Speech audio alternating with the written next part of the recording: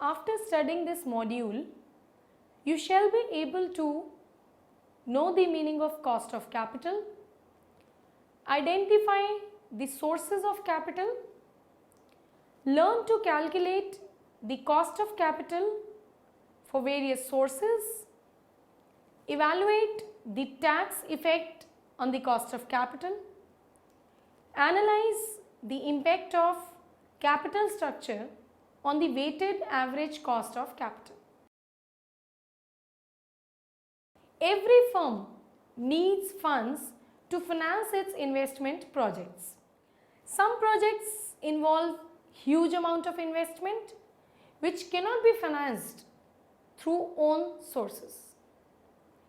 They definitely require external sources of finance. The finance is available with the savers, but people have preference for liquidity and to induce them to part with their money, some return has to be offered to them. But there are other players in the market who require money and they would also offer some return. The providers of these finance can put their money with them and generate some return. To induce such investors to invest their money in the firm, something extra has to be offered which could be less risky with the same return or more return for the same risk. This return will be a compensation for the time and the risk in investing in the project and therefore must be given to the providers of finance. This is known as the cost of capital of the project. A firm may take up more than one project and in that case the weighted average cost of capital of all these projects will make up the cost of capital of the firm. Therefore, we can define cost of capital as follows. The cost of capital is the minimum rate of return which a firm requires as a condition for undertaking an investment, as defined by Milton H. Spencer. Now let's come to the significance of cost of capital. The cost of capital is the most important concept in the business world. Any business has its object of generating maximum returns, and if more earnings are left after providing for the suppliers of finance, there will be more economic value addition. Cost of capital also serves as a cut-off rate in evaluating the investment projects. The financing decisions are also taken on the basis of cost of capital. The cost of capital of various sources of finance provides as a base for deciding upon the capital structure of the firm. That is, what should be the composition of various sources of finance in the total capital of the firm. Similarly, when returns generated by a firm are in excess of the cost of capital, the dividend decisions becomes easy. Thus, the importance of cost of capital can never be overemphasized. It is used as a standard for first, evaluating investment proposals, next, planning of capital structure, meaning of performance or measuring its performance, and formulating the dividend policy. Now let's come to evaluating investment proposal. A long-term investment should be committed only after thorough consideration. These decisions involve heavy investment and are difficult to reverse. If these decisions are reversed, they entail huge losses. Cost of capital helps in taking the right decision. The two major techniques that are used in capital budgeting, that is NPV, net present value, and IRR, internal rate of return. Use cost of capital as the benchmark. In fact, NPV uses the cost of capital as the cutoff rate on which all the calculations are based, whereas IRR uses the cost of capital to compare. An investment proposal is accepted if NPV is positive and is rejected if it is negative. NPV is calculated by discounting the post-tax cash flows using cost of capital.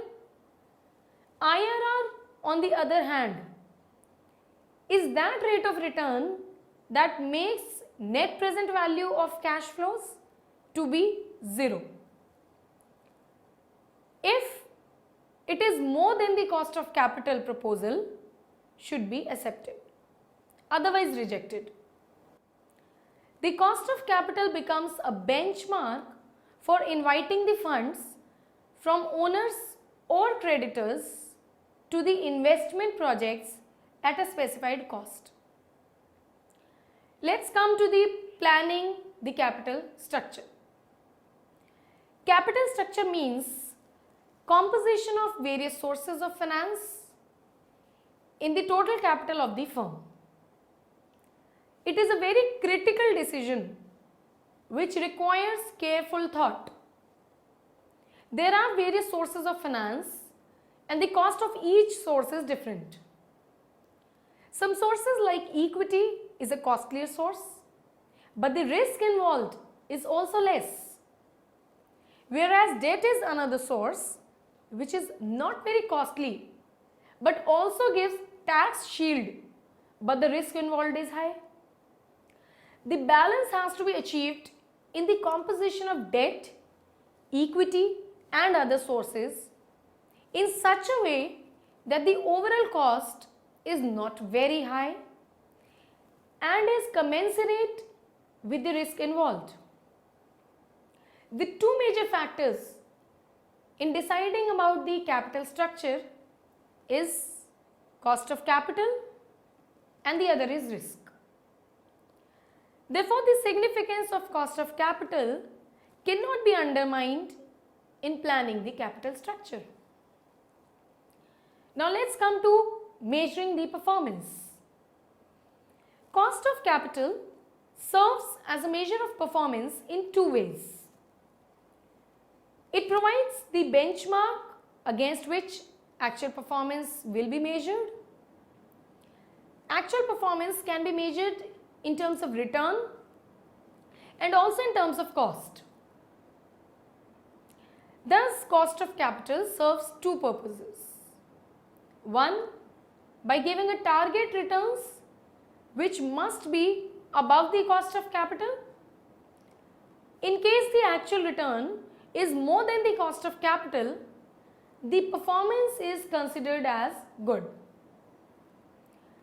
Also, if the actual cost of raising capital is less than the expected cost, the financial performance of the management is applaudable. Now let's come to the formulation of dividend policy. Cost of capital also helps in formulating the dividend policy. If returns are above cost of capital, then it is easier to distribute dividends provided that there is enough liquidity.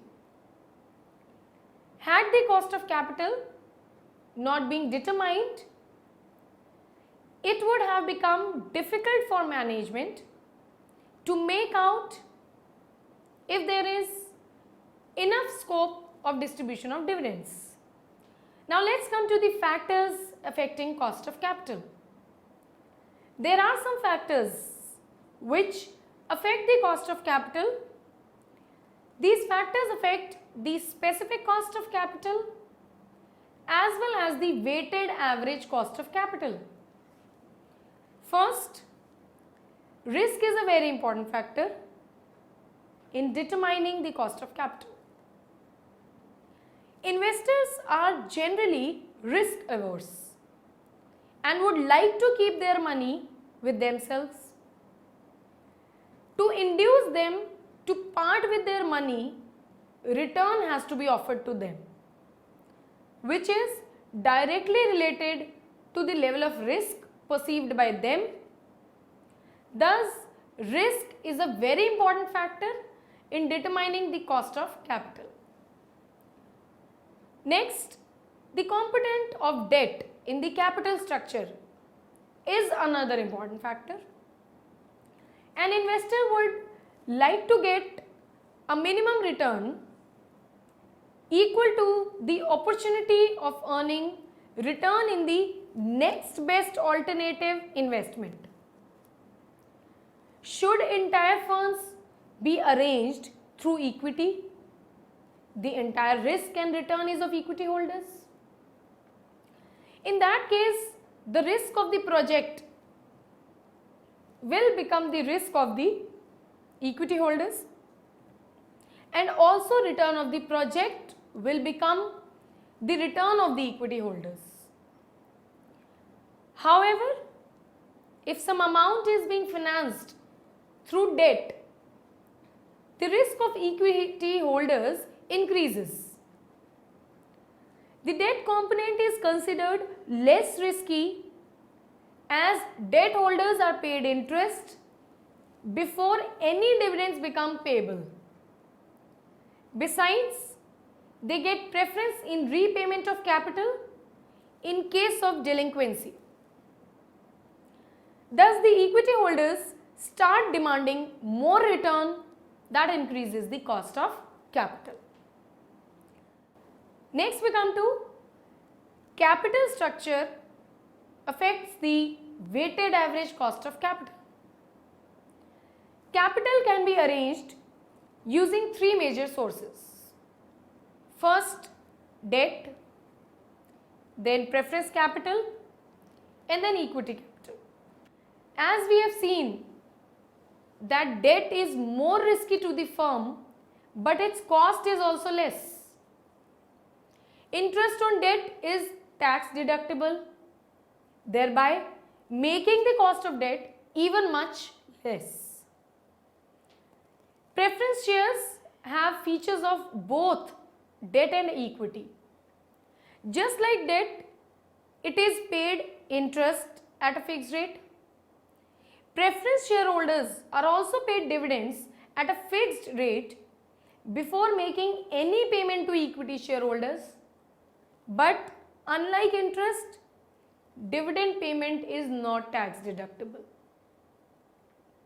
Preference shareholders get preference in repayment of capital after the debt is paid in full, but before making any payment to the equity holders. Thus, they fall somewhere between debt and equity. They are more risky than debt and less risky than equity. Their cost will also lie somewhere between debt and equity. Equity capital is not risky to the firm, but the cost to the firm is very high. There is no compulsion to any equity holder any dividends if even there are profits. The profits can be retained in the business, so the risk to the investors is very high and they demand more premium for this risk, thereby increasing the cost of capital to the firm. Thus, if a firm has more of equity in the capital, its weighted average cost of capital will be high. But if debt is present in moderation, the weighted average cost of capital will be less. Let's come to the specific cost of capital. The return to the investor is generally the cost to the issuers. Now first we come to cost of debt. A firm may raise debt either from banks, financial institutions, or from public in the form of deposits or debentures. The consideration, that is, interest, forms the basis of cost of capital. The interest may be paid as per the contract. The company may provide interest as per the rate. The debentures or bonds may be issued at par, at premium or at discount. But the coupon rate is always applied on the face value of bonds or debentures. Debt can either be redeemable or irredeemable. In case of irredeemable debt, there is no obligation on the firm to repay the principal. Therefore, the rate of interest, tax rates, net proceeds from issue are the factors relevant in calculating cost of debt. But when the debt is redeemable, the cost of capital also depends upon the amount and timings of interest and repayments. Now we come to redeemable debt. The cost of capital is the rate which equates the net proceeds with the present value of outflows at this rate. This rate is determined using trial and error method. The cost of redeemable debt is given by a formula, that is, cost of debt is equal to I into 1 minus T plus RV minus NP divided by N into 100 divided by RV plus NP divided by 2. Here the KD represents cost of debt after tax, I represents annual interest payment per debenture, NP shows net proceed per debenture, RV represents redemption value per debenture on maturity, and tax shows the tax rate which is shown by the T. Now we come to cost of irredeemable debt. KD is equal to I into 1 minus T upon NP. KD shows the cost of debt after tax. I is the annual interest payment per debenture. NP is the net proceed per debenture, and T shows the tax rate. Now we come to redeemable in installments. Sometimes, however, the bond may be rapid in installments. Every year, instead of repayment in lump sum at maturity, the cost of such bond can be calculated by equating the net proceeds to the cash outflows on the account of interest payments, deductible for tax purpose, and outflows towards amortization of debt. By trial and error, we may find this cost of equating NP with the present value of cash flows, which is given by CF1 upon 1 plus KD plus CF2 upon 1 plus KD into 2 until CFN upon 1 plus KD into N. Cost of existing debt. It may sometimes be possible that a company has already issued debentures which are redeemable after some years.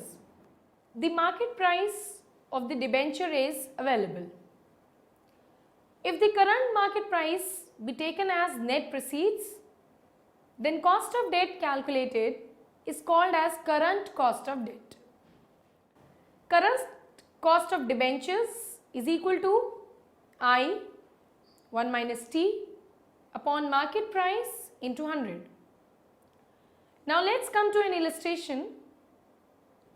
5 years ago, Y Limited issued 12% irredeemable debentures at rupees 103 and rupees 3 premium to their par value of rupees 100.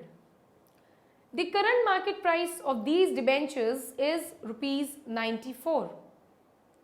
If the company pays corporate tax at a rate of 35%, what is its current cost of debenture capital? Now let's come to its solution. The current market price of 12% debentures is rupees 94. Its corporate tax rate is 35%. Since it is 12% debentures, therefore yearly interest payment will be rupees 12.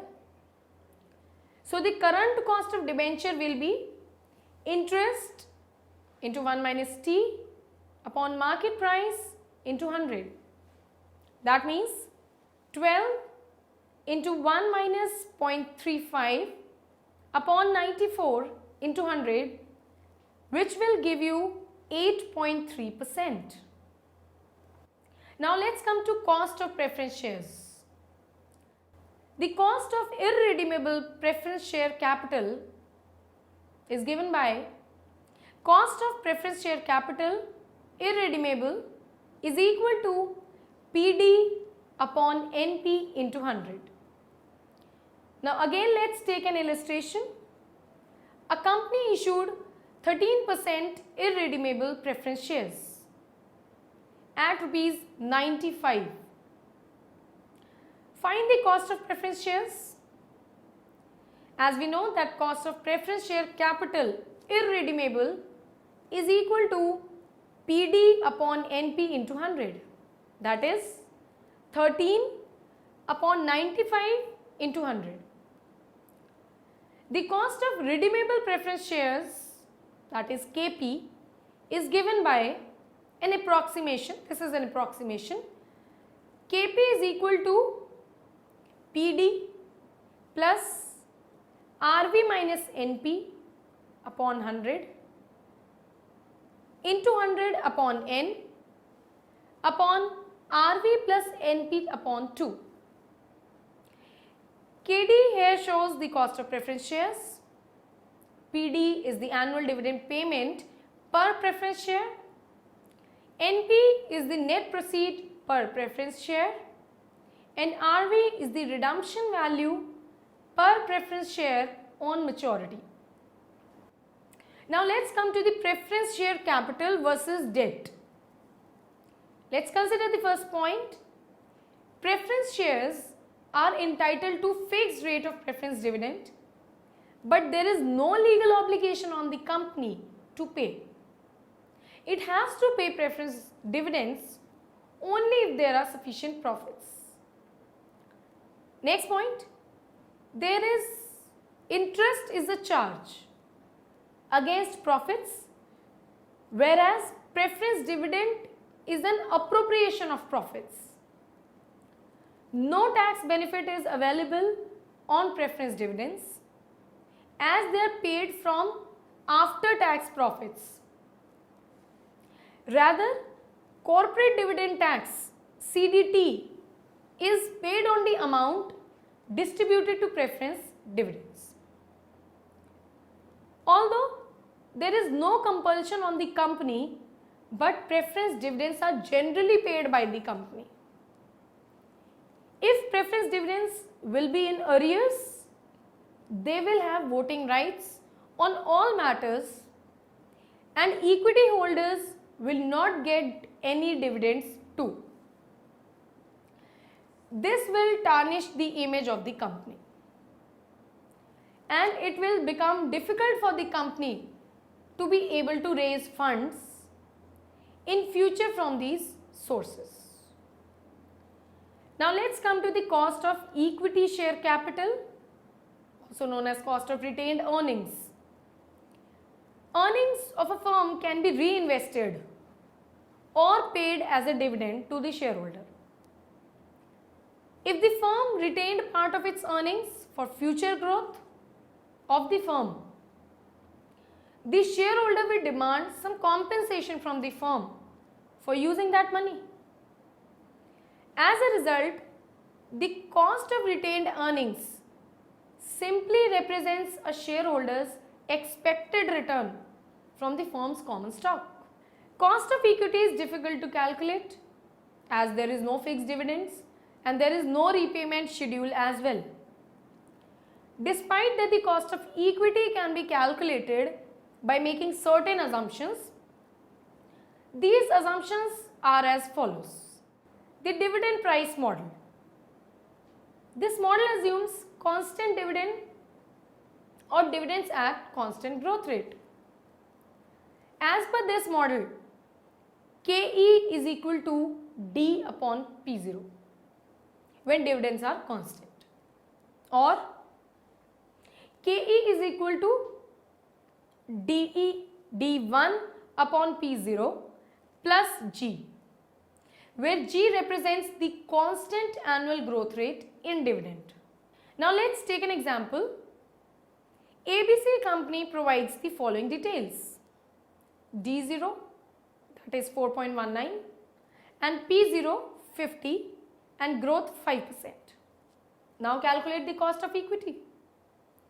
The solution will be D1 is equal to D0 into 1 plus G. That means 4.19 into 1 plus 0.05, which will give you around 4.395.